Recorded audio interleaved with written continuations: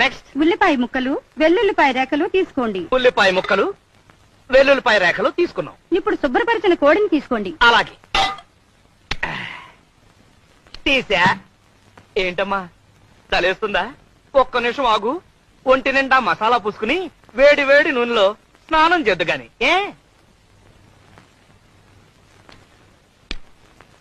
క్రమ పద్ధతిలో చేస్తే ఆరోగ్యం చక్కగా ఉంటుంది.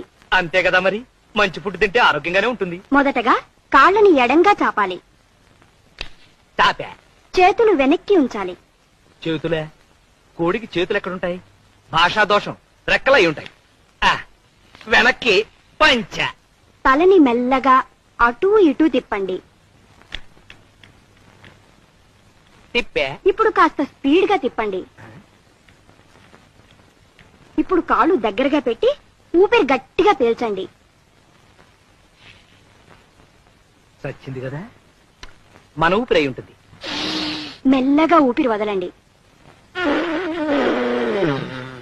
ఇప్పుడు తల కిందకి పెట్టి కాళ్ళని పైకి లేపండి.